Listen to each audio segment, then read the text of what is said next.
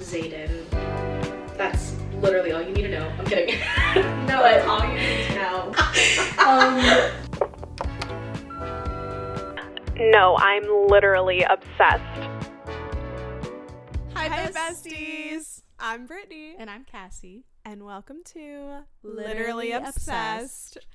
Welcome to the first episode. This is so exciting. Oh my gosh. Welcome to the official first episode. Yes. So, we're doing Fourth Wing. Oh, yes. Chapters 1 through 10. Chapters 1 through 10. I'm so excited. The beginning of the Empyrean series for you besties. This is so thrilling. Soak in the moment.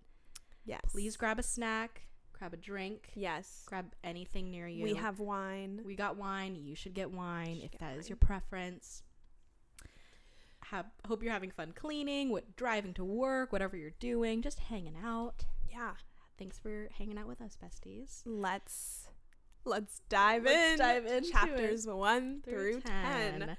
Oh, actually, Yeah. before we get started, Yes. let's do a quick little content and spoiler Absolutely. warning. So spoiler warning, we are going to be talking about everything from even Iron Flame, theories, TikToks, all of the above. So if you've not finished all of Fourth Wing and Iron Flame, please don't listen. We don't want to spoil anything for you. And content wise, we just want to throw out, this is an over 18 rated R podcast. So Yeah. it will be talking about inappropriate things. Sexually material undertext. This is a smut book. This is a smut book. So, just content aware, 18 and up. Okay.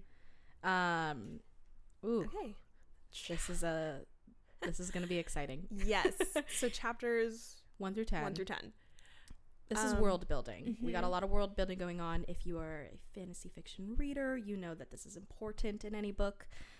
So the first couple chapters, there's a lot that goes on, but there's also a lot that, has to be built in foundation. Definitely. And the book is, I think, like 40 chapters, close to 40 for the first one. Yes. So you have to kind of get that background. There's a lot going on. So just to let you know, we did a little bit of an author breakdown in the first intro pod. But just as a reminder, this is Miss Rebecca Yarros. Yes. Put some respect on her name. She is our queen. We love her.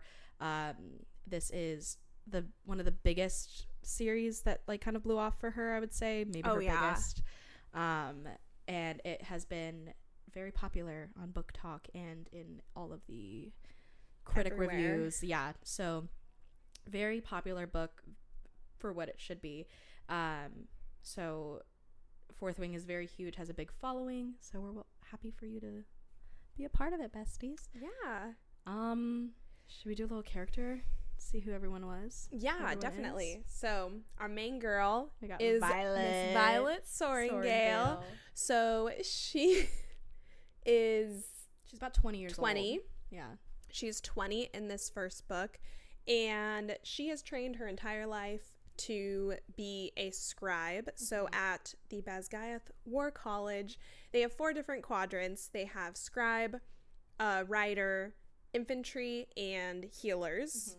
And she has trained her entire life to be a scribe.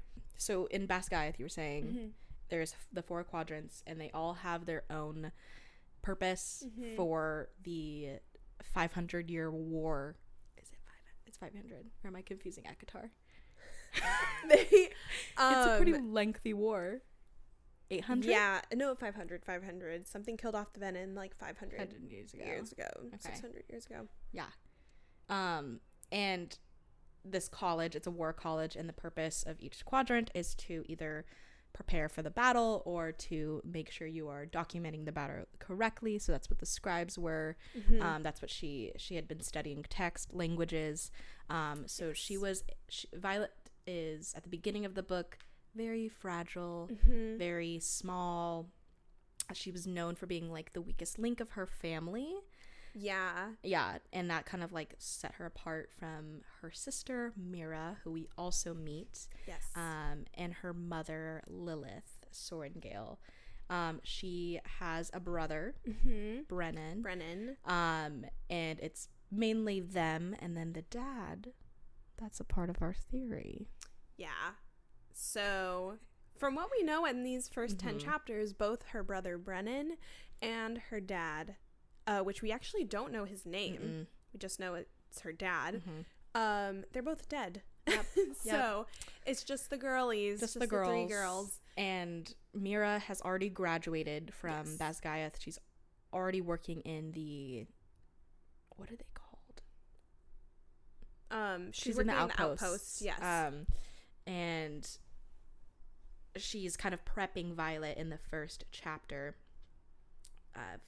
to head to Basgiath as a writer and not a scribe. Yeah, so kind of against her will, her mother is putting her into the Riders Quadrant, which is kind of like a death sentence because she's just... Truly, the Worst Mother of the Year award goes to Lilith Sorrengail.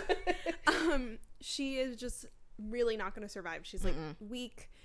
She is not trained for this. This is something that people will train for years, if not their whole lives for. So it's kind of a death sentence. And yeah, her mom pushes her through it. Her mom is also the general at the school. So Violet has grown up at the school for some of her life. Yeah. Because her father was also a scribe. Her father was a scribe, yes. And so she knows Basgiath, but now this is different because she's going into a completely different quadrant than she has been trained for her entire life. And she's not really happy about it. First couple bits, she's not loving it. She's like, I'm gonna die. This is my last day. It was nice knowing you guys.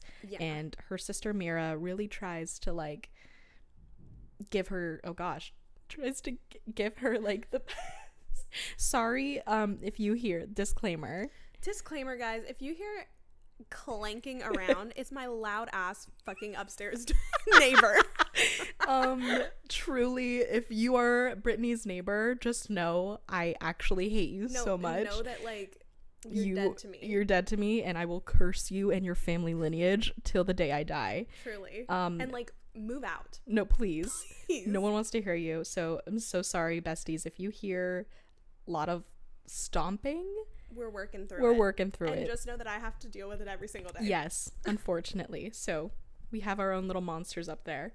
But anywho, the like relationship between Mira and Lilith and like Violet. Lilith is a general, so she kind of keeps this like really high standard of her daughters and just of like their family. She demands like a lot of respect. So like I don't even think Violet's allowed to say like mom to her. Like she has to call her General Sorrengail. So there's kind of like that interesting tension between like Violet and her mom, and then her sister Mira is kind of like a guardian, kind of like this mentor for her as she's approaching the Riders Quadrant, the first step. So that's kind of like the dynamic between them at the beginning of the book. And then we meet a couple more characters along the way. Xaden. That's literally all you need to know. I'm kidding. No, that's all you need to know. We meet the tall, dark, and handsome God Xaden of a Ryerson. man. Oh my God. Okay. I don't know if you're not watching this and you just hear our grin, know that it's huge because Xaden.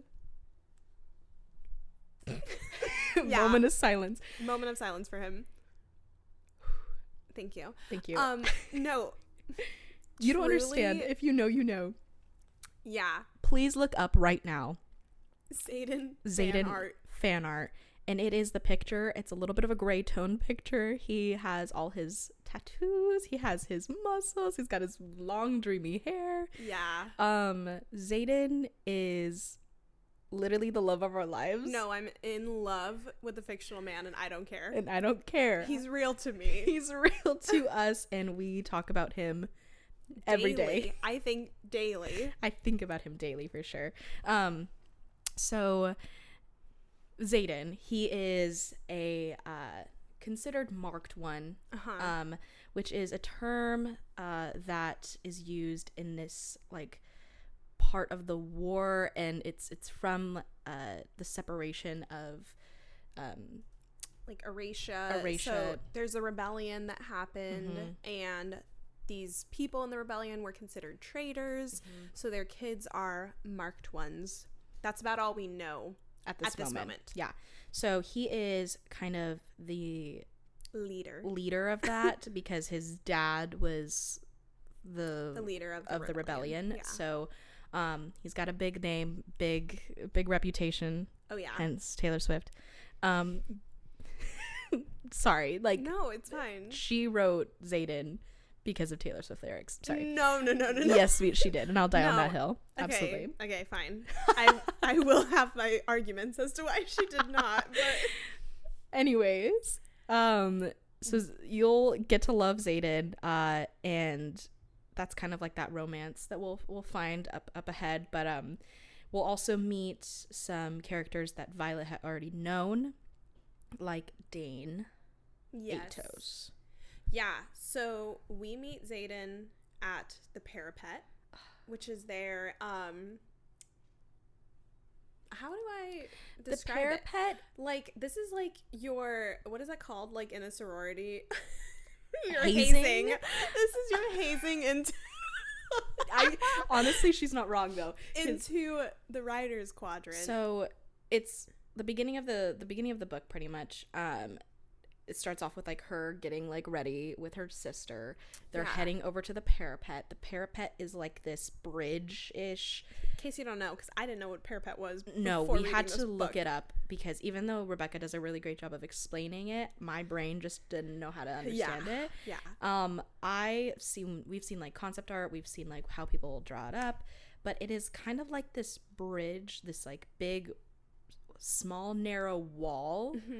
That is very high up in the sky, and it attaches the rest of Basgiath to the Writer's Quadrant.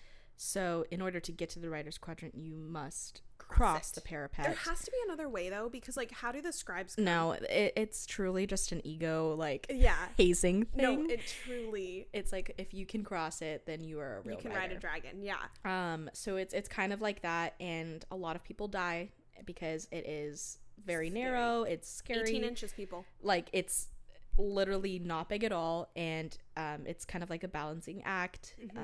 Since it is up in the sky, there's like it was storming while it was happening. Yes. So there's a lot of elements that are against them when they're crossing the parapets, which makes it even more of a rite of passage and like monumental thing as a writer to cross it and actually make that first step. So that is where they meet Xaden and Violet for the first time. Yes. And kind of where they're like, oh, your dad killed my brother. Like, oh, your brother tried to kill my dad. Yeah. Like, blah, blah, blah. So they hate each other. They Mira really warns Violet at the very beginning to stay away from Xaden and just any one of his friends. Yeah. She even mentions like don't make friends at all. Yeah, because they're probably gonna die. So you don't even want to deal with that, or you don't know if they're against you. That was one big thing, is that Violet was such an easy target because of her like last name, and that she was never a writer before, so she had a little bit of a dart on her back. But we do see Dane on the parapet. Yes, and he is like, or actually, do we see Dane after the parapet? We see Dane because he checks them in. That's right. Yeah. So and he's like, what are you doing here? Absolutely not. I'll sneak you. I'll sneak you away. Yeah. Dane Atos. If you're a real person and you were watching this, watch out. Dane is a childhood friend of the Soren Gales because of their dad, General Atos. They have been friends, and Violet had like a thing for him like since she was young. Yeah. So she had this like spark and interest, but I think he always saw her as just very young and like, you know, they weren't very vibing, so like she liked him but he didn't really like her. Right. This is like at the very beginning of this book. So and as like Violet's going up to the parapet checking in her name, Dane just gets very defensive and kind of is like, no, there's absolutely no way you're gonna like stay alive in this, already building this foundation of I don't believe in you, Violet, which is not what we want, right? Even though we know that Violet's very very capable. fragile and all of this, but she's so capable of it. Yeah. Because she just has that within her. So Dane doesn't make us have a great first impression. Right. But I do remember kind of loving him at the same time. Yeah, because this entire book is from Violet's perspective. Mm-hmm. And so when she's talking about how much she hates Xaden at first, although honestly, first time I saw his name, I was like, nope, I'm in love. No. But she does describe him in a very sensual way. well, too. she's like, this is the hottest man I've ever seen, but I'm supposed to hate him. So obviously I was hooked. She's so real for that. But with Dane, she talks about like, oh, how attractive he is, and she's had a crush on him for so long. So of course, as the audience member, you're gonna naturally fall in love with this character based on what she's saying. Yeah, so once she actually like starts crossing the parapet, while she's walking up, she meets Rhiannon. Sweet Rhiannon. We love Rhiannon. Everybody needs a best friend like Rhiannon. Literally. Truly. They were tied, I think, from the very beginning because they were fated mates. truly, like, they are the best of friends. Yeah. And she's just so supportive of Violet no matter what. It did kind of spark because Rhiannon wasn't wearing the correct shoes. So like I said, like, the parapet is very slippery and it's only 18 inches wide. It was raining and like thunder, wind, and all of these like crazy elements that were going on. And Violet like took off one of her shoes and gave it to Rhiannon so that she has like half of a chance to cross it fully. And this was like Violet's first, like, she's seen a lot of people die in her life, but she was witnessing all of these like future cadets or wannabe cadets like falling off the parapet. So it kind of starts off a little bit like sad reading about like all these people that she was like, oh, like he seemed like really nice, or like I just saw them hugging like their families, knowing that this might be the last time they'll ever see each other. Right. So it kind of starts a little bit in like a very deep, heavy way when talking about this parapet scene, but kind of the interactions with like Rhiannon and this other very short-lived guy, Dylan. They set him up. They really did, because I didn't know he was gonna die, but they really like gave him this beautiful love story and then killed him within like the next 2 pages. It was really upsetting. So like, Rebecca, you know what you were doing. You were really rude for that. But oh my god, he was in love, huh? Yeah, he was getting married like the next year. Fuck. No, it's messed up. Was he his second year? He was first year. He was the first year. But it was because like you can't visit anybody in the first year. Oh my god. Or maybe he was getting married in 4 years. I don't know. He was like engaged. It was very short-lived character. Did Like, not give enough screen time. Like 2 pages. It was really rough. But she really made us care for him. Yeah. And I'm like, wow, the power that she was able to do that within Truly, only a couple pages. That's some good writing right there. there. That's like really great writing, Rebecca. But like those like moments with like her talking to them was very like a little bit of breath of fresh air, because they were like slightly getting to know each other, bonding over how terrifying this thing they're about to do is. So that kind of like started the foundation of Violet and Rhiannon. We also get great insight into how smart Violet is. Yes. As well as some like geographical information, because this is kind of where you find out where all of the I don't want to call them colonies. No. Where all the like different like not counties. They're like the provinces. All the different provinces are, because Violet has a thing where when she's stressed, she starts reciting facts in her head. So we get to see how smart she is and how much she retains everything. But also we get to figure out like where they are situated in the world. So that's cool. Which is like, it's like a reoccurring theme with Violet. So every type of trial she goes through, she does this really crazy I'd just be panicking. Oh yeah. And like same. Probably just die from panicking. Yeah. But she's like out here being like an encyclopedic knowledge of everything. So you kind of see like should we reveal the quote that she has been told that she has the heart of a... Oh yeah, the mind of a scribe and the heart of a writer. So... But she's not told that at this time. But that's kind of like the theme. Yeah. She has that like... She's so smart, uses a lot of like what she knows, and then her like determination and motivation is like really what brings her to like continue in the writer's quadrant. Definitely. But that's getting a little bit ahead of ourselves. Yeah. But just to let you know, like she's a fighter. Yeah. She's such a fighter. We also meet Jack Barlow, who we hate. Hate him. Ugly. And he is a terrible person, and he's trying to push people off of the parapet. So we very quickly get an idea of what a terrible person he is. He's literally the worst human being ever. Yes. He like attacked her like right off the bat. Yeah, well, he also knows who she is based on her last name, so obviously wants to kill her. Join the club, you know, like literally so many, and that's like I think a line that Violet I think says. she's literally like, get in line, bud. Like the rest of the school does too. But Jack is so aggressive towards her, and tries to like knock her down, like Brittany said. Like there's a lot that's going on, and this is kind of the beginning. You get a little bit of the hatred that Jack Barlow has for Miss Girl. Definitely. It really sucks. Yeah, we pretty quickly also meet Riddick and Sawyer. Oh who my we god. love. Those are Riddick the, you know, the Sawyer. besties. So They're the comic reliefs. for sure. Riddick is 100% the comedic relief. He's so good. We love Riddick. We find out pretty quickly that he is actually he's repeating his first year because he did not bond a dragon his first year, and if you don't bond a dragon, you have to repeat the year. Yes. So he's actually a year older than them, but he is repeating the year.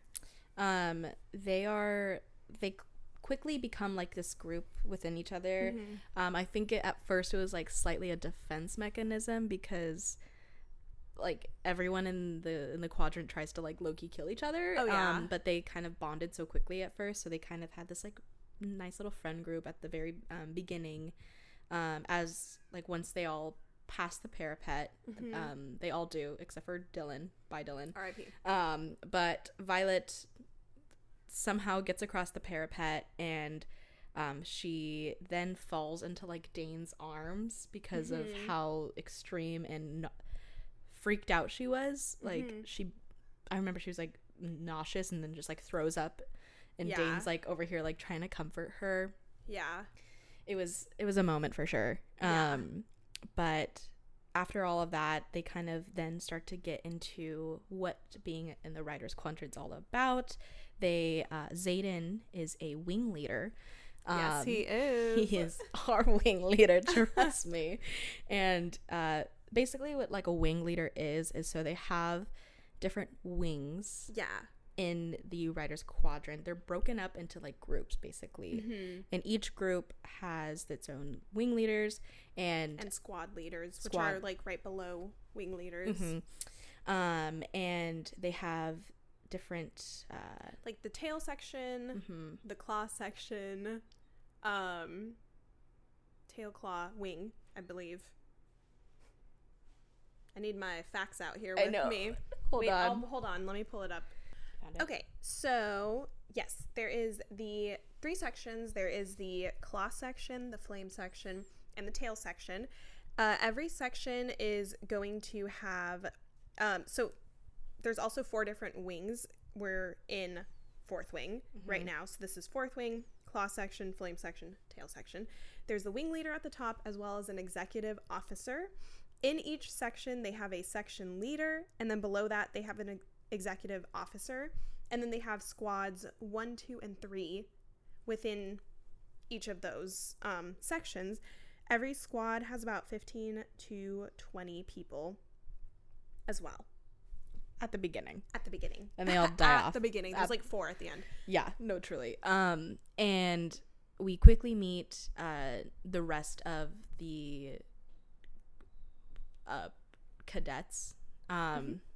After you cross the parapet, you are now considered a cadet. Yeah, and then you get sorted into your sections and the different wings. So after the parapet, after Dane kind of like confronts, at this point in that conversation that Dane and Violet has, like he's literally like, okay, I'm gonna sneak you out. We're gonna figure out how to get you back in the scribe. And like Violet's already like, okay, like got it. you don't believe in me. Yeah. And she's kind of starting to believe it a little bit herself. Like, I just can't do this. Like, I don't know if I can.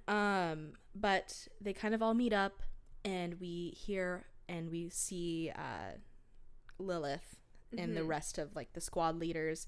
And that's when they're appointing everybody in the different teams. So Yes.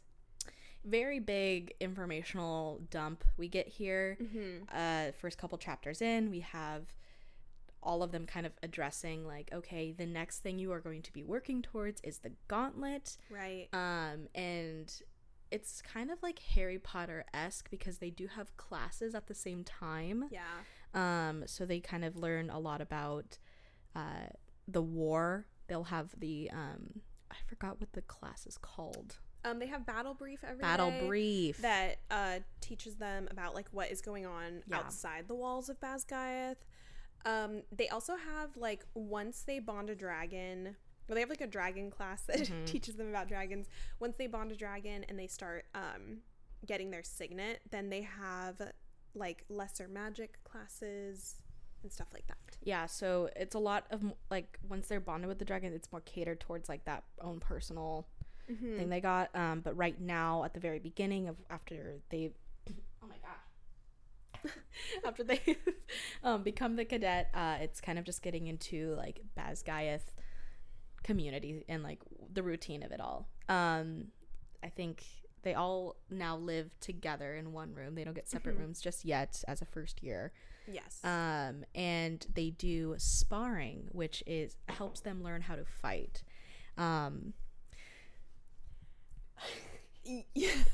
Sorry, I'm just thinking about what we're about to talk about, and it's getting me flustered. No, so they have sparring that they do against fellow cadets. Violet obviously has no chance of surviving. She has like zero training, zero knowledge, no muscle, never fought in her life. But what she is good at is poisoning. Yes. So she starts poisoning all of her competition, and no one is catching on to it. She's just winning week after week, and everyone's just kind of like, okay, dang, maybe she is, I don't know, a good fighter. Like, yeah, no one's really surprised because she's a Sorengale, so it makes sense. But she does start poisoning people. And it was like she was working in the kitchen at the cafeteria, and she was starting to poison like the specific person's their food and their breakfast, so that by the time that they're fighting against each other, they just kind of drop out because they're so sick. Yes. While she's on one of these missions to collect like the poison that she's gonna put in things, she ends up overhearing Xaden and all the other marked ones having a conversation. They talk about her and how they want to kill her, kind of, as well as like they're introducing all the other first years into what Basgiath is like, and the marked ones can't be together in groups of more than like 3 and more, and we find out why later. But she overhears them. Xaden finds her, obviously. We'll talk about that in a minute. And obviously he knows what she's doing there, but he doesn't make it known that he knows what she's doing. So he pieces together that she is poisoning people. Yeah. And it leads to a very interesting sparring chapter. Ooh. Where, he's basically talking through how to fight him. Yeah. And well, her poisoning goes wrong. I guess I should throw that. Her poisoning goes wrong, and they had to go to the nurse like way earlier than anticipated, so she wouldn't have had anybody to fight. But Xaden is like, I volunteer as tribute. And she's like, I'm gonna die. Yeah. Because she's like, oh, he like knows that I saw him, and now he wants me gone because I am going to snitch on him, or he thinks that I'm gonna snitch on him. Yeah. So she's like mentally preparing that this is her death battle. Right. No, it ain't. No, it ain't, girl. It's the beginning. Up teaching her how to fight in a very seductive way. So the way that Xaden kind of teaches Violet in this seductive way is as they're fighting, he is basically telling her all the things that she's doing wrong and like how she should be attacking. And I specifically remember he was like, you're doing bigger moves that you can like actually handle. And something about that, it just the way that he explains it is just so good. Also, he makes himself very vulnerable Very. to her in this moment. Which, like, he knows, too, that if she had the power in that moment to kill him, that she could. But there's, like, this sense of trust slightly, or that, like, I know you won't kill me. Because he does. Because, yeah, he no, truly. And it's kind of already, like, in this whole seductive, very steamy, very descriptive scene of them sparring, you kind of start to feel like their relationship between each other is very different than, like, when they saw each other on the parapet. Right. So it's already evolving. We're already going past it. We'll still say, though, you'll read at this point that they are bickering. They're fighting pretty much. But there's, like, these moments where she is kind of getting a different judgment and different point of view of Xaden. You can see it, like, shifting. Yeah. Chapter 10, we hear about the gauntlet. We see our characters preparing for the gauntlet, which is kind of like another big test that they have to do. Another hazing, if you will. Absolutely hazing. Into the Rider's Quadrant. And the best way that I can describe it is, like, Wipeout. In the fan art, it's, like, these giant concrete swinging balls. Yeah. Like, walls that you have to climb up. There's, like, pillars that you have to jump onto. It's literally Wipeout, but like concrete and medieval instead of, like, water. soft plastic. And our girl Violet is struggling, and she runs into Xaden, who surprisingly doesn't want her to die, and actually gives her advice that, like, maybe the right way is not the only way to do things. So she kind of, like, mentally prepares herself with this, and with the advice of Xaden, and also preparing, like, Rhiannon and her other friends of, like, what to really look out for.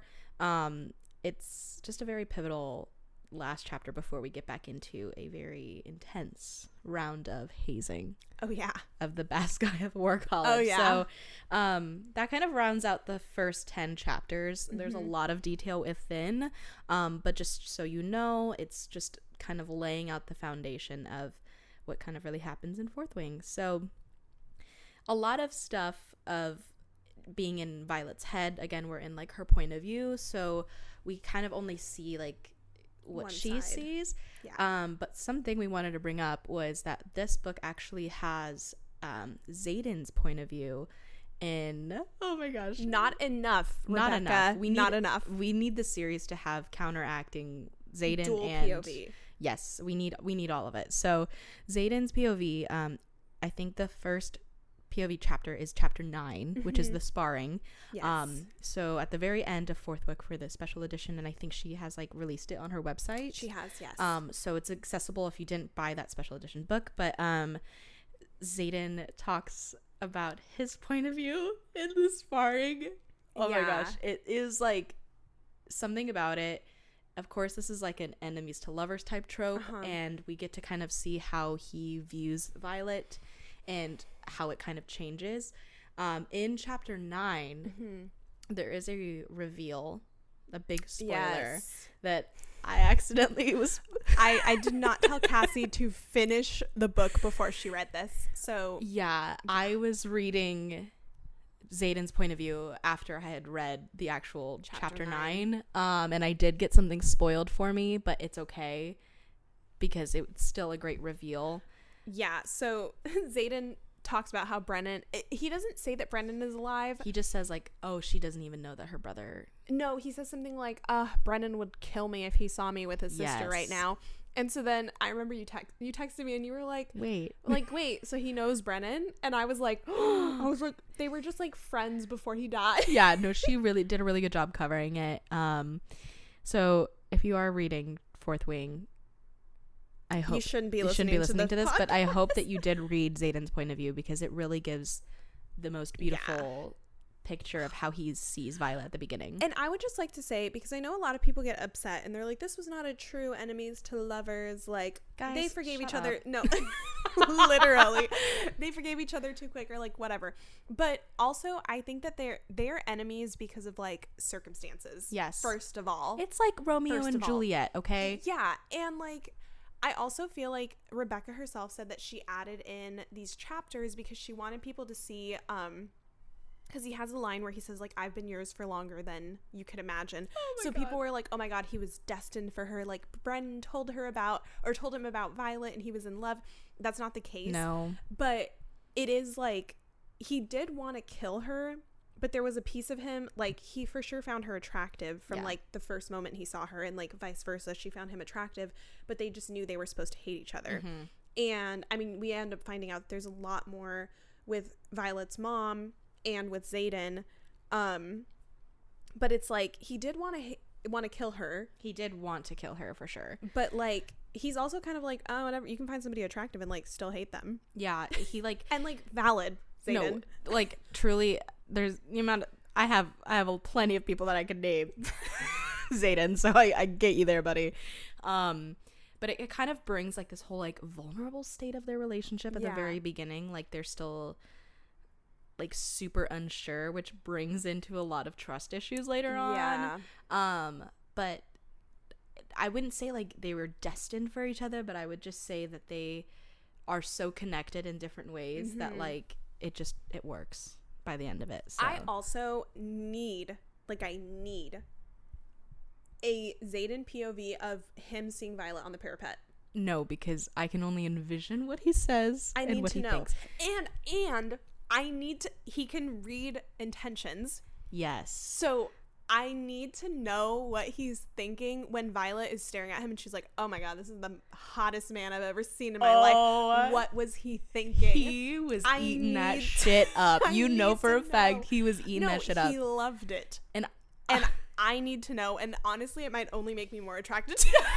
It might make us go into a downward spiral again. Truly. No, a lot of what you can read from like Violet's point of view is his body language. Right. So when she's describing him, and this is before they actually had like their powers of talking to each other within their heads, like you can like really kind of understand his charisma and his body language. So I feel like from what she was explaining to him being on the parapet is just like this sultry, like he's just leaning back, smirking, and he's just always like got a smirk. He's to always him. got a little.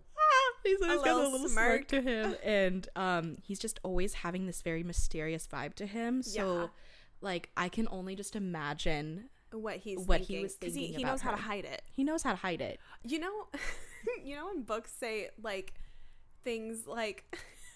He growls. Yes. Like he purrs. He purrs. He snarled. Okay. But when I'm reading it, I'm like, hot. No, but then I think about it out loud and I'm like, okay, if I ever had a guy, if a guy ever growled at me, I would immediately. The thing that I don't know what it would be like in real life, but I know what it's like in my head. No, I don't know if you guys do this if that too. Makes sense. I don't know if you do this too, Brittany. Uh-huh. But I've seen people on TikTok also say when they're reading something, you like act it out. You act it out a little bit, which I think is the only way that I can like understand how it's like playing about. To a degree, I do like. I'll be like, like they put their hands on their hips. Yeah, no, I don't know how to explain it. I'm like, whenever they're I'm just an actress. So no, I just need to know, and I think it like is kind of when fantasy is going on, like there's so much that we can't envision. Yeah. So I think especially when I'm reading, I just need to know what I can do, which is like, oh, I look at him with a questioning frown on my face, and I'm like, you're like trying to do it. So there's a lot of like what Xaden does in his character. It's just like smirking or just kind of like this like underlying purr and like this weird like little sultry voice that he has. So reading it in that way just brings him to a different level. Oh yeah, so good. Love him. So a couple of our favorite moments I feel like in this we've already talked about, but God, that first moment at the parapet is something you'll never forget. No, truly. I have to pull out my Kindle because let's pull out the Kindle girls. I have some quotes. Yes. That I would love to talk about. I think a lot of it was like there wasn't much of an expectation I had for this book. Even though like you explained like what this was and all of this stuff, I still think there was like this whole element of I have no idea what's going on. Right. And the way that Xaden talks is sorry, I just needed to preface that. No, truly. Okay. One of my favorite lines from chapter 7. So this is when Violet is sneaking up on him as he is meeting with the other marked ones, and he catches her, and he like makes a joke about how, I don't know, that she's like super frail, and she throws daggers at his head, and he's like, you missed, and she's like, did I? Back up and see on the tree. So when he backs up, he sees that like if he was a little bit back, she would have like nicked his ear or whatever. And he has this line. Oh my god. It's like, again, it's only attractive in my head. Yeah. But he has this line where he says, okay, I have to actually read this entire part. Hold on. Please. He says, fascinating. You look all frail and breakable, but you're really a violent little thing, aren't you? An appreciative smile curves his perfect lips as shadows dance up on the trunk of the oak tree, taking the form of fingers. They pluck the daggers from the tree and bring them to Xaden's waiting hands. Okay. Take a moment. First of all, wow. violent little thing. I'm obsessed. Oh my god. Okay. I'm obsessed. Thank you, Brittany, for making me a sticker that is now. Yes, I also have one. Literally, violent little thing. He then makes this nickname for her, which is Violence, and that is the hottest thing I've ever heard. Yeah, but like if a guy did it in real life, no, the way that imagine like a guy being like casserole or like botanical garden. Like imagine that disgusting little nickname. No, but truly. for Xaden, yeah, he could call me casserole all day and I wouldn't care. Be hot. It'd be so hot. Yeah. He just has this like true charisma. It's literally because he was written by a woman. Yes. He's not real. No. Unfortunately. I also just have to point out, okay, his shadows, how do you picture them? Because in this moment, I picture like shadows coming up behind him, and then literally like, I don't even know how to describe them. Just like dark masses that literally bring the, he just has his hands out and they bring the daggers into his hands. Do you remember Twitches? Yes. That is how say. If you guys know Twitches, yes. They like in the movie, yeah, the shadow guy that I don't remember. He's a lot like of the movie. Their uncle. And he has like these shadows, and that is what I envisioned was like those hands. You it know was what? very badly CGI'd. But that's how I envisioned them. I couldn't put a that's Does like that kind fit of for what you? I love that because I was especially like when he like, because he sneaks up behind her and like covers her mouth so she doesn't scream. I can equally see it as like physical hands as the shadow, but I can also equally see it as just like a dark mass fog. That's what I'm imagining. That's what I see it, especially when we come into scenes where a lot of the dark fog covers them for certain reasons. Oh yeah. But for stuff like that, when like the hand picking, that's what I envision is like the Twitches like shadow thing, shadow wielding thing. Yes. But I don't know. What do you guys see it? To see what they do. Oh my gosh. TV show. Don't fuck it up. Don't fuck it up. Whoever's doing who is it supposed to be? It's Michael Amazon B. Prime, Jordan right? and Amazon. Yeah. Yeah. So and also cast us. No. Hi. We're Brittany and Cassy, and we are there to be extras. I will get you guys your coffees. I'll be the parapet. I'll walk across me, Xaden, please. That is something that you guys should know if you didn't know already. But Fourth Wing, the Empyrean series, is supposed to be a TV show. Yes. There hasn't been a lot of information just yet. We do have some speculation on the Tarnanok voice actor, right? Who has gotten really big on Book Talk. Right. Rebecca already is very aware of him, and there's like speculation that they might be releasing the official offer for him to be the voice actor. So that is something that I know she's working on. But also, girl, let's keep writing that third book. Let's keep it going. I need you to like not be a mom right now. Yeah, just for a second. Like totally love and respect you. You are the best mom ever. I want you to be my mom. But just saying that like we need to get on it a little bit. But yeah, that's something exciting that we are so excited for is the show, and we hope it's like Game of Thrones quality and not like really ugly quality, respectfully. So we're hoping that all of this gets encountered the same way, and it's not like bad CGI shadows, Right. like twitches. Right.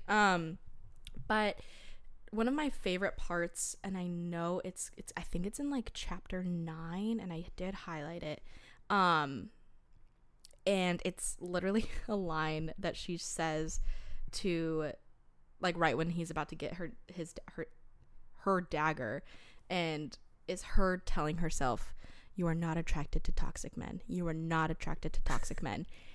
Girl, You are. be for real. One thing about Violet is that she's a deny. She's in denial always.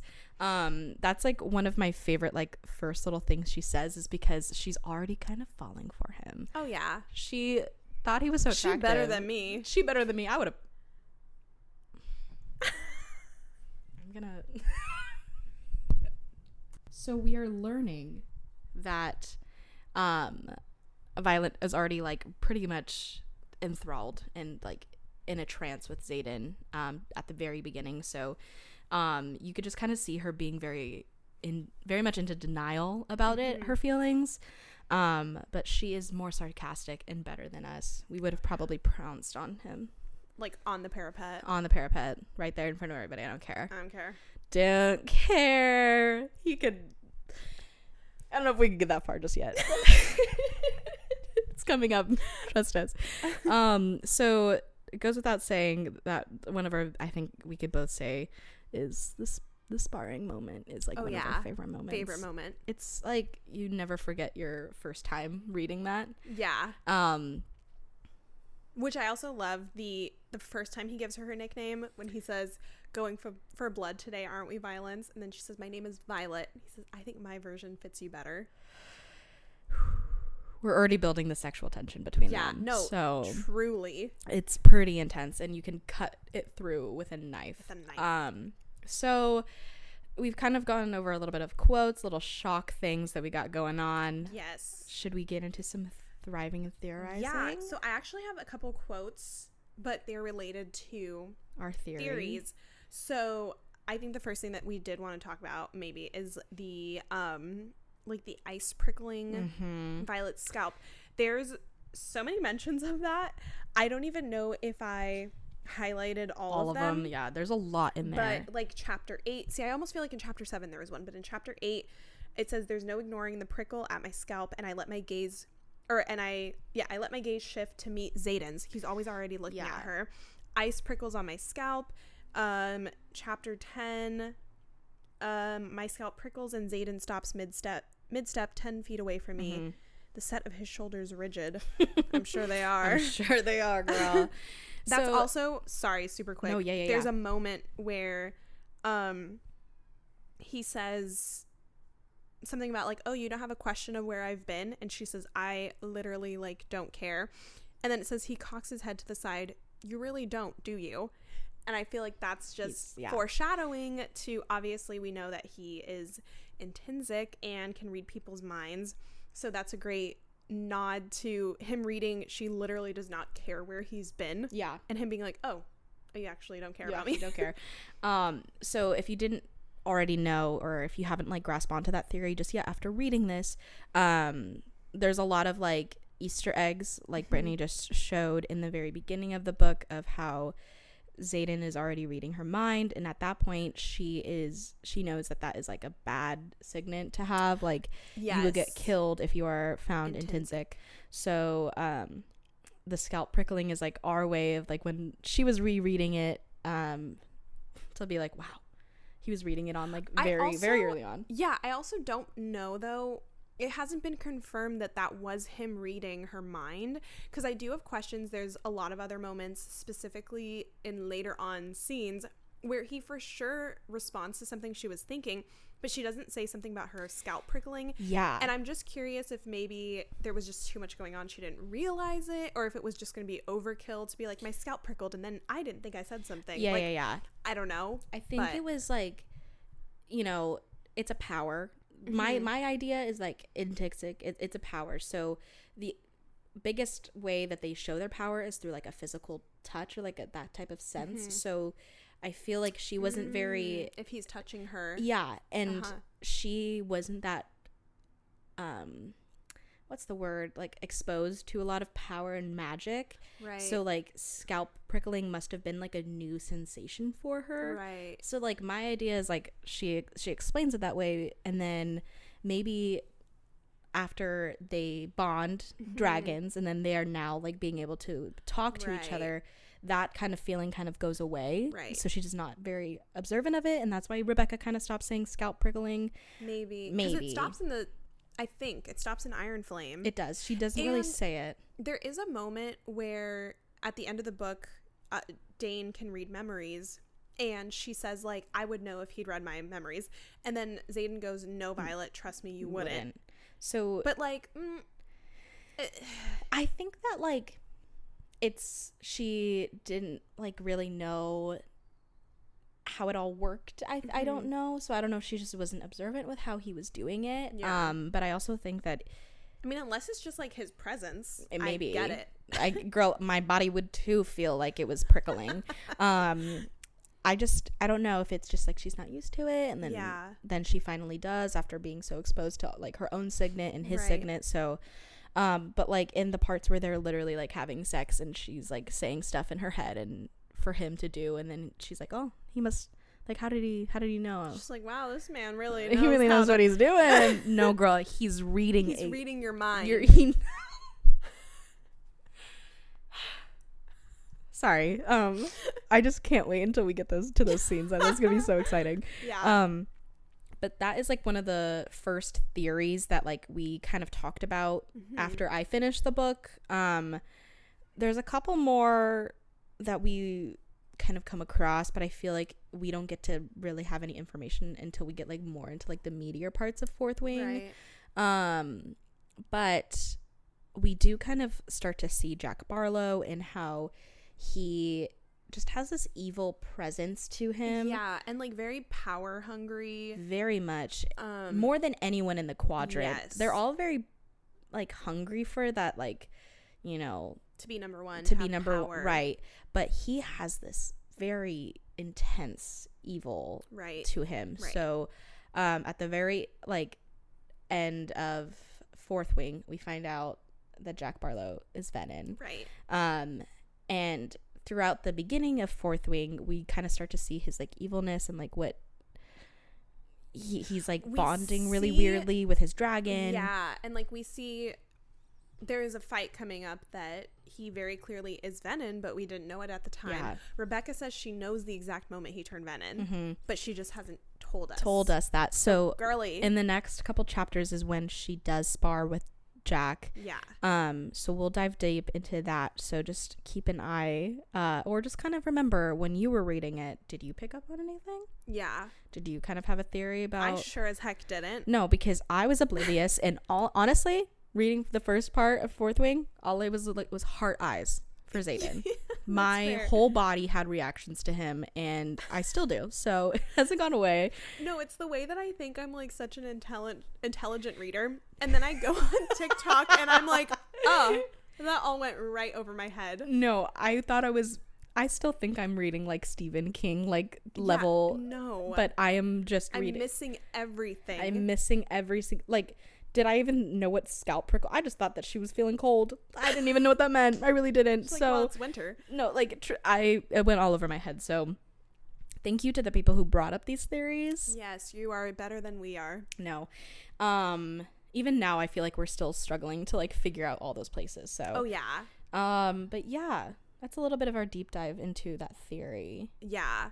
The last one we have is just the beginning of the conversation of Lilith's pregnancy with Violet and how it relates to Violet maybe being Venin. This pretty popular theory all over the book community and on Book Talk that maybe Violet is Venin or half Venin.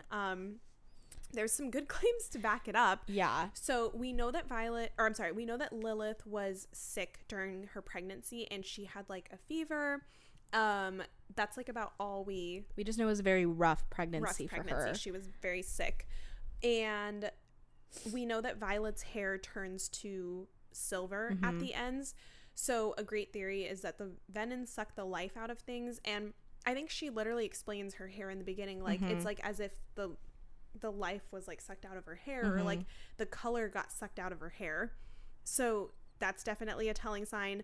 Rebecca Yarros did confirm that there is a reason why her hair turns to silver. It has to be. It has to be that. And also, there's just too many really good mantras to her family being connected to Venom. Yeah, because or like some higher being. Something's going on. And I think at the very beginning, what we get exposed to with this theory is like Lilith and Violet have this very, very interesting relationship right off the bat. And, you know, we think it's possibly because like there's just like this big disconnect between them. Right. But like with Lilith having such an awful pregnancy and how Violet is such a frail, sensitive being, like it just seems like there was life sucked out of her when she was in the womb. Or like, I don't know, did she get so sick that she, I don't know, I guess I'm confused. Did she get so sick that she had to channel from the earth to become Venom? Yeah, no one really knows. Nobody knows. She has to, I'm convinced that she's the cure along with Andarna. Absolutely. And I'm thinking it's going to be like an 11, not an 11, I'm sorry, like an Ellie situation from The Last of Us, where like she's the cure because she has like the blood of the Venom. Yeah, like she's the monster, but she's the monster who could like fix things. So right. I don't know, this is just a theory that like we kind of got into. My theory, if anyone wants to know, tell it. Everyone's Venom. Cassie literally, we were talking about who we think is Venom. She was like, literally everyone. Brennan, Varish, the mom, Violet, like Rhiannon, honestly, throw her in. Like, Rhiannon. I think that everyone is Venom. I'm just kidding. I don't think that everyone's Venom. They can't all be Venom, but I do think that there's going to be ties. There's going to be some surprises. Brennan being Venom.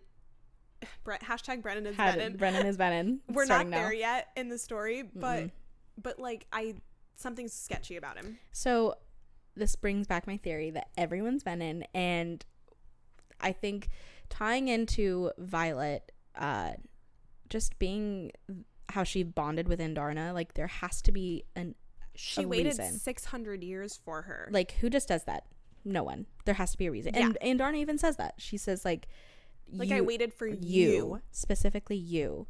And like when she heard that the elders were talking about her, she decided to actually hatch. I will literally, first of all, I have questions about that. I don't understand how the dragons just rehatch them. I don't get it. You just decided not to hatch. Anyway, you just stayed in an egg for 600 years. I don't understand it. I don't get it, but it's magic, so whatever. I will never forgive Rebecca for dropping that bomb on us and then just like ending the book 20 pages later. No, it was awful. So thank you, Rebecca. So thank you. You're dead to me. So I have one more. It's not a theory. Yeah. But something to bring up is a couple days ago, Rebecca Yarros changed her Instagram picture to black and white.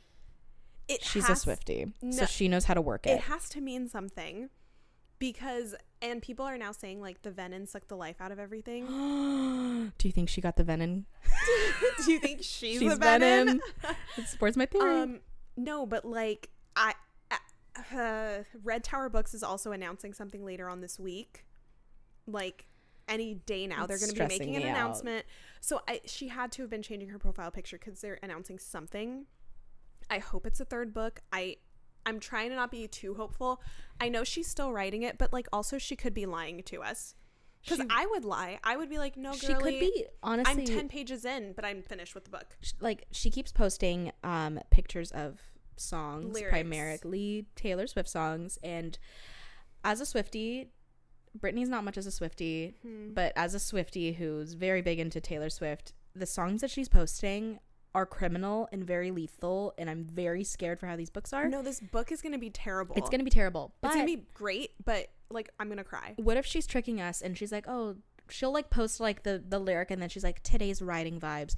What if she's like writing book 4? It's so true. Like, I don't think we can trust her. But because she also said she already has the production schedule. She already knows when she's releasing. She already knows how it's everything. Gonna end. So I just don't trust her. She tricked us with that one Instagram video of her writing out like book 3 right. Empyrean series, like number 3. Right. So like that's what I think threw us off, being like, oh my god, she's just now starting. Right. I don't know. She just seems like if she's a Taylor Swift girly and she's trying to follow how she does it, she already has everything like up her. No, she's up her on book 5. She's already finished. So something big is coming. Hopefully don't by know. the time we record our next episode, We'll know. something will happen. Oh my gosh, I hope she doesn't do it on April 1st and then we're just pranked all day. No, it's That'd be this rude. week, they said. Oh gosh. It's got to be coming like literally like tomorrow. Oh goodness. Well, we'll be freaking We'll out. see. We'll be talking about it hopefully in the next episode. Oh yeah, you will. So I guess for our last little segment to close it final out. jam It's time, final baby. jam. Boom, boom, boom, boom, boom. Okay, so wow. we actually don't have that much for this first section because not a lot happens. But I do have to throw out. I need to look up the pronunciation. There is a song that for sure needs to be the theme song of the movie. I mean, of the show. I won't accept anything else. I just won't. And it's all over TikTok. I don't know how to pronounce it other than Aleph. Let me see it. Aleph. I like that. Aleph. By Jessica Stein. Period. She attempted. Sped up. Sped up version. That Is it the ones like no, it's like do do do do do do. Okay, no, Okay, that no. wasn't any better. Okay, you know what? I can't play it because I don't want to get a copyright Yeah, claim. no, But it's all over TikTok. Just look it up on Spotify. No, wait, that I'm thinking of the Akatar one. I know it's yeah. Yeah. No. Anytime that you see a Fourth Wing edit, it's to this that. song. So just look it up. It's so good. So if you've ever watched any of those edits, it's literally, what is it, like a rider without its dragon? Without his dragon is dead. No, I'm sorry. No, a dragon without his rider is a tragedy. A rider without his dragon is dead. dead. Welcome to the Fourth Wing. Yeah. Yeah. It's really good. Watch all those edits. They're amazing. Yes. But we refuse to have any other theme song. No, for like the I show. won't watch the show. No. Sorry. But yeah, like in the first beginning, like these first 10 chapters, there's not much to relate just yet. There's a general vibe. Yeah, and it's a mix of Hosier. Billie Eilish. She's got, oh yes, a lot of Billie Eilish. Like You Should See Me in a Crown. I think that's a little bit more Iron Flame. A little bit more, but Rebecca also has like an official Spotify playlist for it. I'm not a huge Halsey fan. I'm not So also, I but there is a lot of like, but I respect her. her writing vibes. But and I can see where Rebecca like stems a little bit of inspiration from that. Goes without saying, I will keep bringing her up, Miss Swift. Yeah, she has a lot of coming up, the songs that we'll talk about. Yeah, we can't talk about them yet. Just not yet. But they're worth it. But she does kind of have like that like female independence. I think that's what's going on. So not too much for this final jam, but just know that she does like get inspired from a lot of artists and a lot of music. So. Oh yeah. Yeah. Wow. Well, here we are at the very end. Thanks for sticking end. around. Hope you guys like got to work safely, or you are eating your lunch or having a good time. These first 10 chapters are a little slow. They're a little slow, but that's okay. But we're very excited to World talk building. about the next 10. Oh my gosh. So we can't wait. Oh my gosh. So But yeah, thank you so much for listening to our first official episode. Yeah, hope you guys have fun. Let us know how you feel, how you're feeling, how your day was going. Any comments, any requests for books or theories you want us to bring up. Yes, please. Same thing with music. Let us know. Yeah. Follow us, Literally Obsessed Pod, on Instagram and TikTok. Be our bestie. And we'll see you guys next week. Bye. Bye. Have a great day. Love ya. Mwah.